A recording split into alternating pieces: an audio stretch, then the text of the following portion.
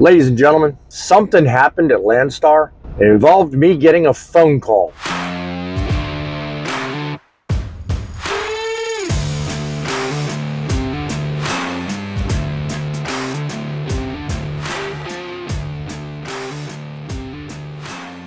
It involved me getting a phone call that changed everything. Howdy-ho from the command center of the Truth in Broadcasting Network. This is the world of trucking. Together with Truckin City, and that's Truckin, a powerful trio of channels that entertain you while informing you and keeping you up on current trends. I'm your host, Boss Man. I welcome you to the best experience YouTube can offer. Welcome aboard, become a subscriber, and hit that like button. You definitely don't want to miss future episodes. It's about to get real. I was driving not long ago and I received a phone call from the boss man.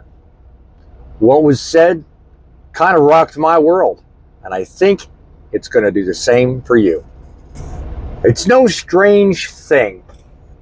The economy is very, very flaky. Everyone's having issues. You're seeing reports here, reports there, all over the internet.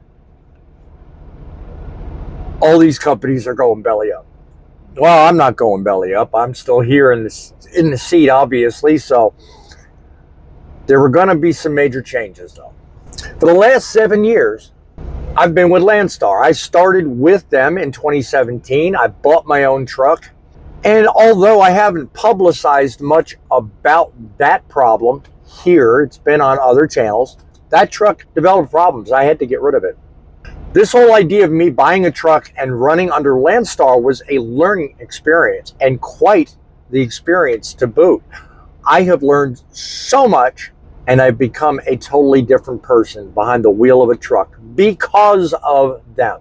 Because of them, I've also networked with an amazing group of people, both on this platform as well as in behind the seat, working with other people.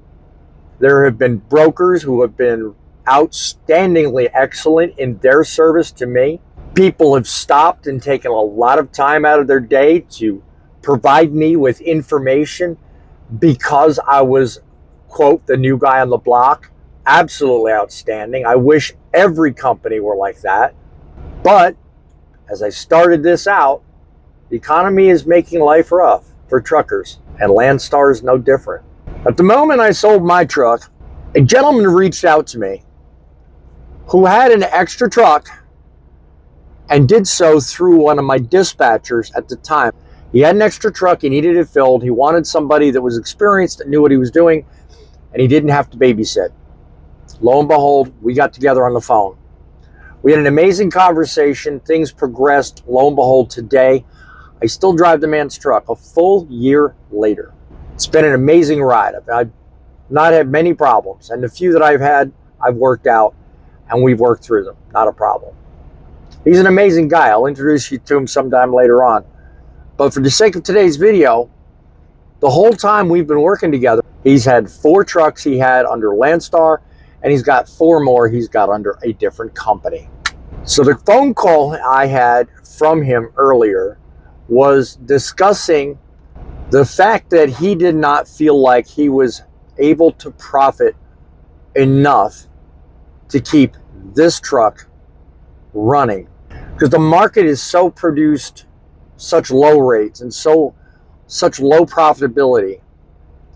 Regardless of the kind of loads we run, he has decided that he's going to pull his trucks from LandStar.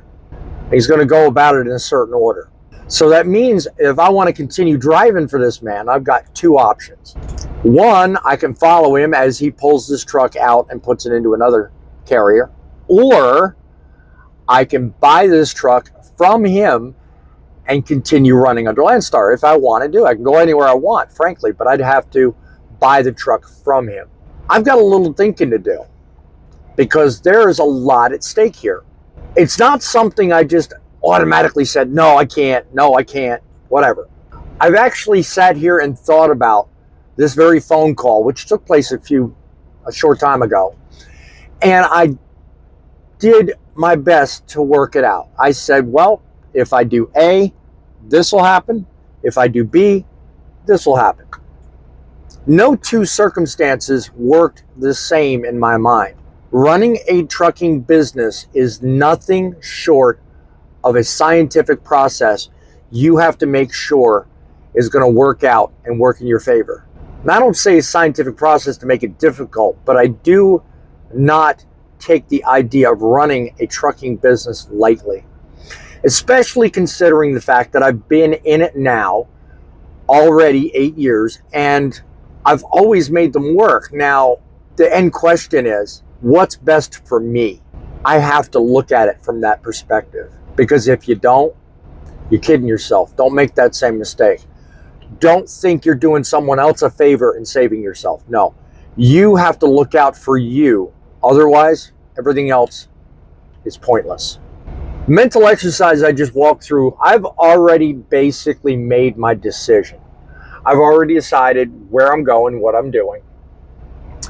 So, I encourage you, tune into our next video, look carefully at the title that I put there, and think about what would you do in a similar situation. Put down in the comments, I'd like to know, if you were offered an opportunity to lease out a truck, brand new, less than 110,000 miles, what would you do? Next video, we'll discuss with you what we're doing and where we're going. Because as I said earlier, I'm still in the truck. So find out what becomes of the world of trucking. Because you know what? Without trucks, that's right, the world stops. We are a unique breed, my friend. We get her done and then some. So until next time, keep the faith, keep it real. Oh, and by the way, keep it rolling.